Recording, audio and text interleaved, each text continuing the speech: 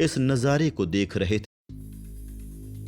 Ancient devil के पास 108 sculls मौजूद थे। हर एक स्कल को रिफाइन करना मुश्किल होता है। हर एक स्कल एक एम्परर की गिनती भी थी। जब 108 स्कल्स आपस में डोरी में लटके हुए थे और उनकी पावर बहुत ही ज्यादा तेजी से बढ़ गई थी। एंशियंट डेविल के पावर एक ऐसी चीज थी जिसे सकार ग्रह में ढूंढना मुश्किल था। एंशियंट डेविल को भरोसा नहीं हो रहा था कि उसका स्कल ऑर्ब टूट गया है। यह किस तरह से हो गया? बस यही सवाल एंशियंट डेविल के दिमाग में चल रहा था। पर वीर के पास सोचने का समय नहीं था, बल्कि वो बार बार लगातार उस ब्लैक होल को हथेली से मारता जा रहा था। वहां पर बहुत से एक्सप्लोजन्स डिटोनेट हो रहे थे, जैसे कि मानो आसमान से एटॉम बॉम्ब्स गिर रहे हों। एक के बाद एक उस स्कल्स के सीक्वेंस स्ट्रक्चर्स डिस्ट्रॉय होना शुरू हो जाते हैं। एंशियंट डेविल अब कांपने लग जाता है और अब वो पूरी तरह से वीर को इग्नोर कर देता है।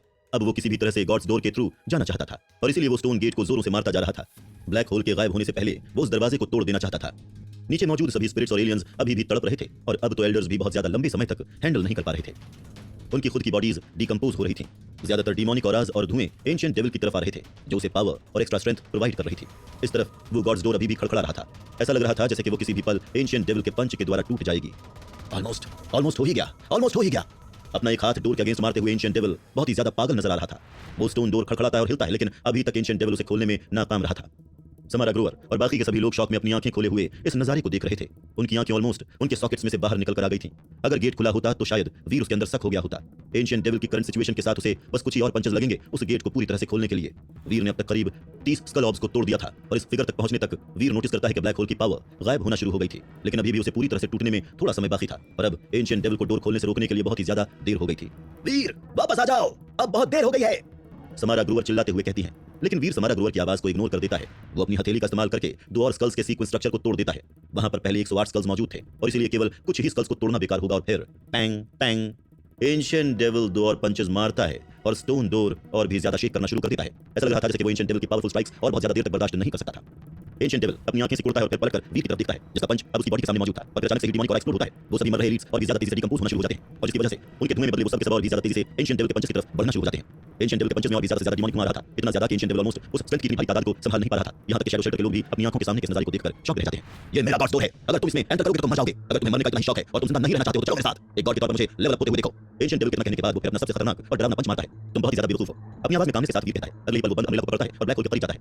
वीर का अमरीला स्कल्स के सीक्वेंस स्ट्रक्चर के थ्रू ब्रश करता है और देखते ही देखते वो सभी स्कल्स मकड़ी की जाली के जैसे टूट जाते हैं, जिसके बाद 70 के 70 स्कल्स धूल में मिल जाते हैं। वीर उन सभी ऑर्ब्स को अलग ब्रश कर देता है और अपनी राइट मुट्ठी में इकट्ठा कर लेता है। सुपर स्लैप की पावर अब सीधा एंशियंट डेविल के सामने मौजूद थी। वीर समय उसी मोमेंट का इंतजार कर रहा था जब एंशियंट डेविल स्ट्राइक करेगा ताकि वो उस पर उसकी सबसे ज्यादा कमजोर स्टेट में वार कर सके। एंशियंट डेविल का चेहरा इस समय डर के मारे सफेद पड़ गया था, लेकिन उस पॉइंट पर आकर उसके पास कोई भी ऑप्शंस नहीं बचे हुए थे। वो समय गॉड बनने के प्रोसेस के बीचों बीच में था और इसलिए ऐसे समय में वो भाग नहीं सकता था। एंशियंट डेविल गॉड्स डोर पर एक आखिरी बार अपना पंच मारता है और अब उसके लिए पीछे हटने के लिए बहुत ज्यादा देर हो गई थी। और अगर वो पीछे हट भी जाता है तब ये देखने के बाद कि वीर ने उन स्कल्स को किस तरह से तोड़ दिया है, एंशियंट डेविल को वैसे भी नहीं लगता था कि वो वीर के पंच को ब्लॉक कर सकता है। एंशियंट डेविल इतना ज्यादा स्ट्रांग था और फिर भी वो बहुत ही ज्यादा होपलेस महसूस कर रहा था। वो चाहकर भी वहां से भाग नहीं पा रहा था और रही बात वीर की तो केवल एंशियंट डेविल को पंच करता हुआ देखता रहता है। वो जीत रहा है, हम जीत रहे हैं।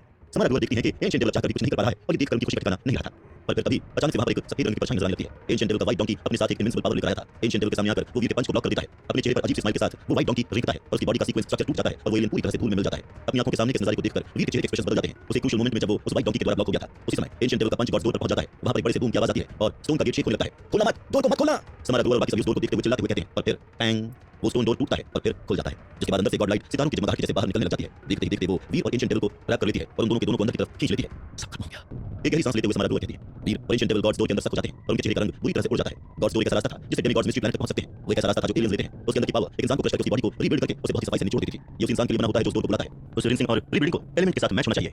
उदाहरण के तौर पर एक इंसान जिसके पास एक फायर एलिमेंट मौजूद होगा, वो एक बार गॉड्स डोर के पास पहुंचकर फायर के द्वारा ही वॉश और रीबिल्ड होता है। अगर एक वाटर एलिमेंट वाला इंसान फायर एलिमेंट वाले गॉड्स डोर में एंटर होता है तो फिर वो फायर के द्वारा ही रिंस और रीबिल्ड होगा, लेकिन उस एलिमेंट की निपुणता के बिना वो लोग सक्सेसफुल नहीं हो पाएंगे। और यही वजह थी कि वीर को गॉड्स डोर के अंदर सक होते हुए देखने के बाद समारा ग्रोवर इसमें बहुत ही ज्यादा शॉक हो गई थी। हालांकि कोई भी बात नहीं जानता था कि एंशियंट डेविल का एलिमेंट क्या था, पर वो जो कुछ भी था वो बहुत ही ज्यादा कॉम्प्लिकेटेड और बहुत ही ज्यादा यूनिक भी था। वो वीर के मुकाबले कहीं ज्यादा अलग था क्योंकि वीर अब अंदर ही अंदर खींचा चला गया था, इसलिए उसके सर्वाइवल के चांसेस बहुत ही ज्यादा कम थे।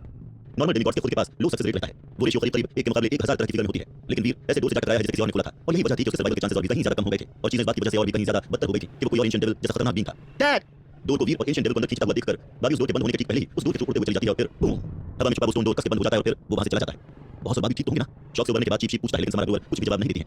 वो अपनी स्वॉर्ड बाहर निकालती हैं और कूदते हुए मरते हुए एल्डर्स की तरफ जाने लगती हैं। वो सारे के सारे बहुत ही ज्यादा स्ट्रांग थे, लेकिन वो सारे के सारे एंशिएंट डेविल के द्वारा मरने की कगार पर आ गए थे और यही वजह थी कि वो लोग चाहकर भी पलट कर लड़ नहीं सकते थे। समारा ग्रोवर को आते हुए देखकर वो सब के सब घबरा गए थे। वो सारे वहां से भागना चाहते थे, लेकिन उन सभी की बॉडीज कहीं से भी भागने की हालत में नहीं थी। ऐसा इसलिए था क्योंकि उन सभी की स्ट्रेंथ और एनर्जी एंशिएंट डेविल के द्वारा ड्रेन हो गई थी। अगले ही पल एक स्वॉर्ड ऊपर आसमान से नीचे की तरफ आती है और एक एल्डर के सिर को आसमान के क्रॉस फेंक देती है।